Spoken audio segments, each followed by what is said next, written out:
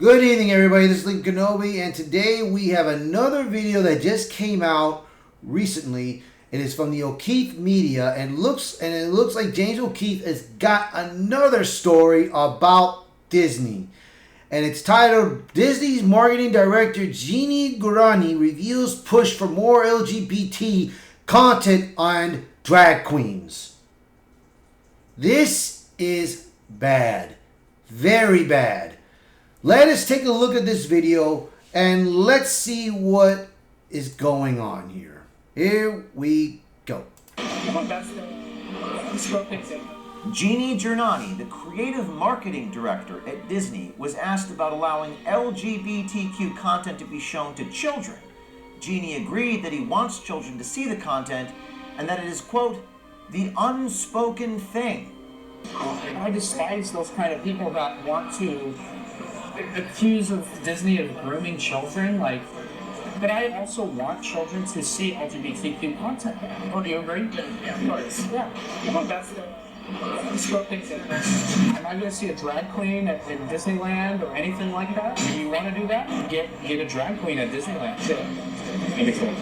That would be cool. I'm sure that would be. When asked by our OMG undercover journalist if he would authorize drag queens to be present at Disneyland, where children are, mind you, Jeannie the drag queen said, well, he would love to, and it will happen at some point. From classic Disney princesses to drag queens, the transformation of children's programming at the Walt Disney Company is happening.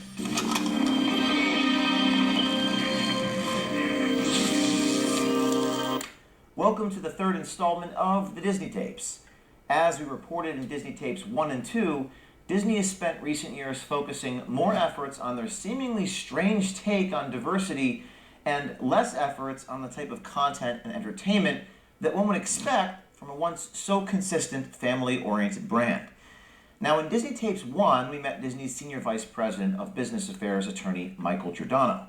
As you'll recall, Michael made it clear that Disney not only blatantly discriminates in their hiring practices, they consistently pass over candidates who are more qualified for candidates who are less qualified, but check the boxes that are consistent with their DEI hiring philosophy. Certainly, there have been times.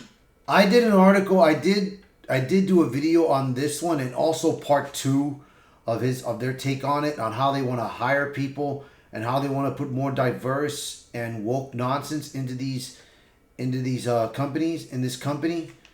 And it is very, very sickening. I'm putting a like on this. Shout out to O'Keefe for getting this, Bo. But man, let me tell you, it has been very, very sickening and disturbing of what we are watching right now. So I'm gonna let's continue watching this video, and here we go. Where, there's no way we're on a white house. Just kind of unspoken. There are times where it's spoken, but how would they say it? There's no way we're hiring a white house. They, for writers and actors, we'll hear all the time, looking to hire writers and actors who bring diversity, and I'm not looking to bring on any more clients who are white. Well, they hire no white guys until, that is, they're looking to hire upper-level management. In which case, as we saw in Disney Tapes 2, Dave Mocker, Disney's director of production and finance, claims that the only way you're going to make it into Disney's C-suite is if you're a white Jewish man, a claim that, frankly, I find to be clearly anti-Semitic, without any evidence, and likely not even true. So you think that they wouldn't hire a C-suite who's not white or not Jewish? And they would know. There's also a slight glass ceiling for that. I feel like it's not, there's a glass ceiling. It's not quite even reached yet. You're not going to see a CFO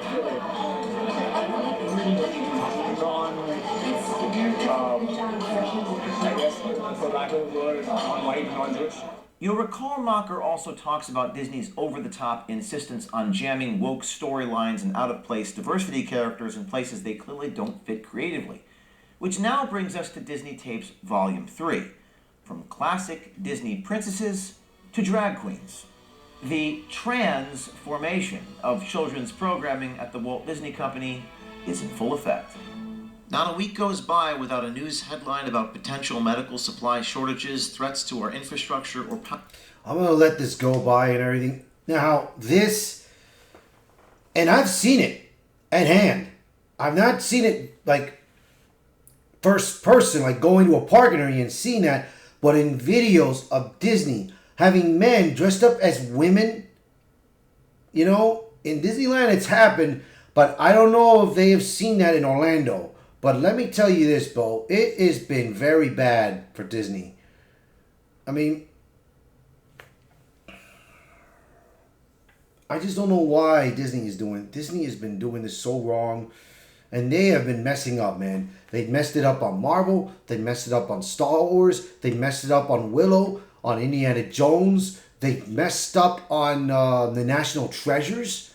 I don't know about the Percy Jackson film. I don't know about that. I haven't heard anything good about it. I haven't heard nothing about the Percy Jackson films of what happened in the series. But, I mean, the way that they're trying to hire people, the way that they're trying to put in their productions and everything, it has been very bad. So, I mean, it's just terrible. All right, let's continue. Disney's creative marketing director, Jeannie Giannani. By day, Jeannie is Disney's creative marketing director. And by night, he's a professional drag queen. According to his LinkedIn page, Jeannie is a Berkeley grad and has a variety of jobs, including working at Netflix and Vice Media. So what exactly does creative marketing director Jeannie Giannani do at Disney? He says his focus is on creative strategy across all Disney's television brands. So what do you do at Disney? Creative marketing director, right? I believe that. So What is that? I'm a director of a marketer for lots of bunch of markets, but I started Brainburn with Yamato TV brand. Yeah. And I was leading social media on that brand, so did all these things for a year. Yeah. Well, a bunch of stuff. To lead there with you. So put together So we see now that not only that Jeannie Giannani is a creative marketing director, he's also a damn drag tweener. Oh, give me a break, man. I mean, this is insane. My God, Disney, what have you done? Then I switched over to creative strategy across the television brand. Our brave undercover journalist from our American Swiper program, and you can sign up here, met Jeannie on the dating app Bumble and managed to score a date with the drag queen. Jesus Christ. Now, before we dive into Jeannie's career at Disney... I mean, look at him, bro. Look at the way he posed himself.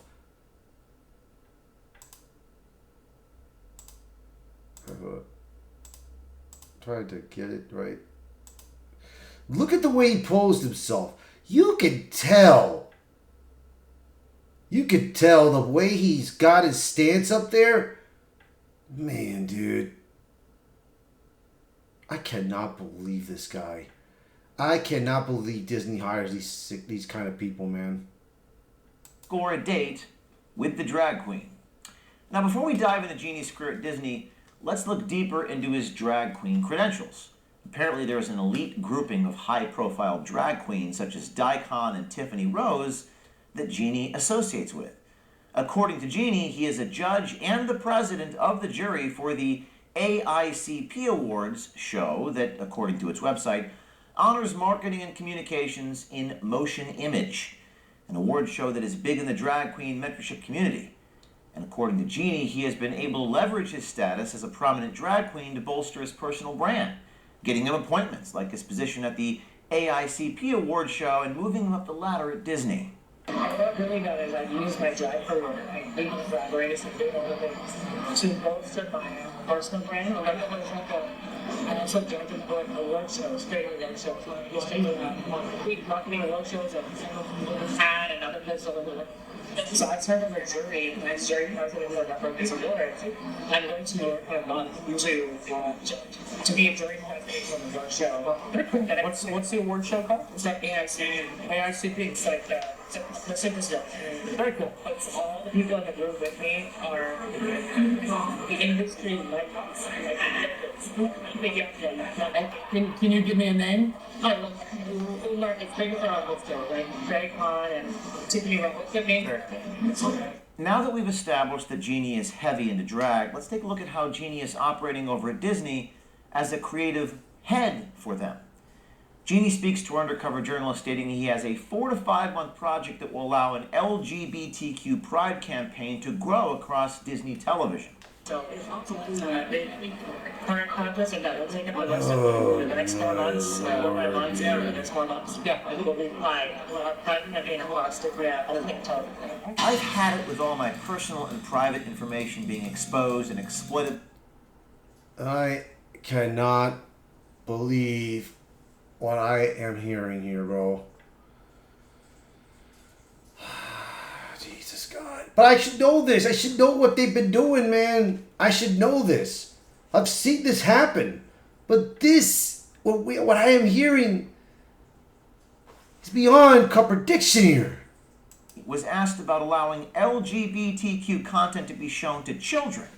Jeannie agreed that he wants children to see the content and that it is, quote, the unspoken thing. I despise those kind of people that want to accuse of Disney of grooming children. But I also want children to see LGBTQ content. Don't you agree? Yeah, of course. Yeah. Well, that's the unspoken thing. Drag queen Jeannie was more than excited to discuss how Disney is ramping up their LGBTQ promotion at parks, content, and entertainment, stating that Disney is doing Pride Nights all by themselves without third parties involved and that it is, quote, a big step. I'm not sure about you guys, that they just started the big podcast. Like last year was the first one. Before this, every Pride event was third party in partnership with Disney. Sure. Like they bring in Disney would help.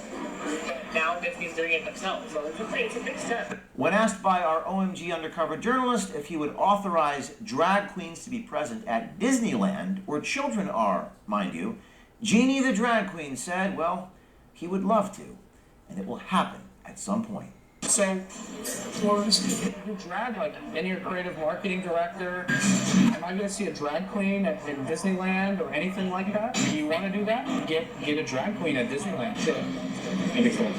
That would be cool. I'm sure that will happen at some point. Remember, this is a man that is directly impacting what children watch, interact with online, and experience in person through Disney's TV, films, and theme parks. So you might say, drag queens? What's the big deal? I know there's little babies here, but close your ears. Well, it has been widely reported on multiple instances where the normalization of drag queens pushed on children through such means as Drag Queen Story Hour in schools and children's programming is being used to radicalize and sexualize children, crushing their innocence, essentially grooming them and making them ripe for victimization by predators. These grooming techniques are not new and have been widely reported on. After Disney's debacle, where just last year Disney World Park employee Paul Veal was arrested and charged with over 900 counts of child porn, you find it surprising that Disney would even come close to doing anything that could be remotely seen as the sexualization of children. So back to Jeannie. Would you allow someone that so blatantly promotes these types of hypersexualized techniques to babysit your children? Likely not. So why would Disney, supposedly a children's brand, hand the reins of programming and promotion power over to a man like Jeannie? Is the power of the DEI movement so strong that Disney would risk the safety and mental health of your children to submit to their woke demands? Promoting drag queens is probably one Jeannie Disney should have kept in the bottle. Let us know what you think in the comments below and stay tuned for upcoming reports. We have many sources coming to us inside Disney. America First Legal putting out a letter, EEOC complaint, and sign up to be an American Swiper at O'KeefeMediaGroup.com/swiper to join us to investigate and expose corruption, lies everywhere that lies are found, and stay tuned. This is insanity, bro. This is insanity of what they're trying to do. I mean, look at this, bro. You got a child, man.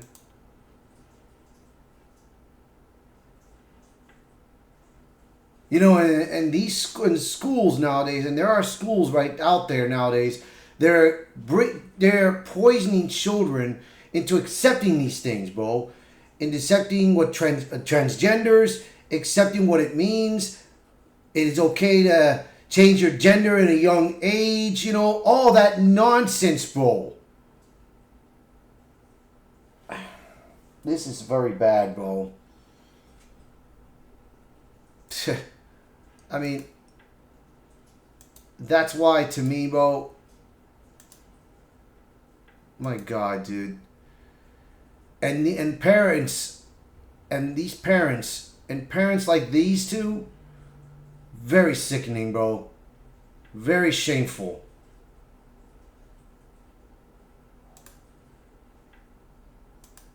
Look at this, man. This is bad, bro.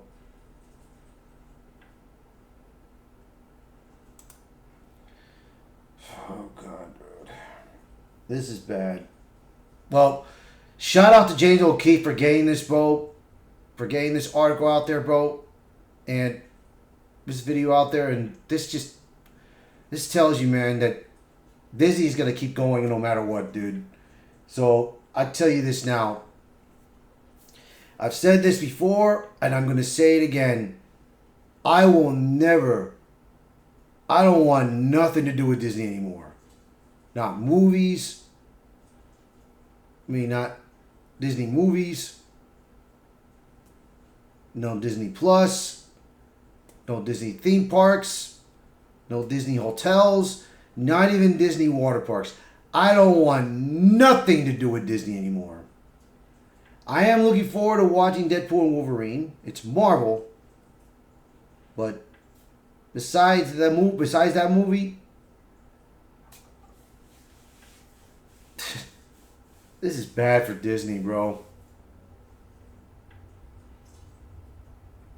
People like that shouldn't be working in Disney.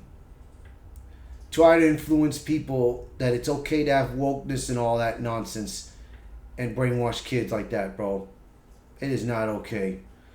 Alright, so let me know what your thoughts are. If you like the video, hit the like button. Post a comment below. Let me know what are your thoughts about this, of what Disney's doing. Share this video. And if you are new to the channel, please hit that subscribe button. I hope to hear from you guys. You guys have a nice night. Goodbye for now.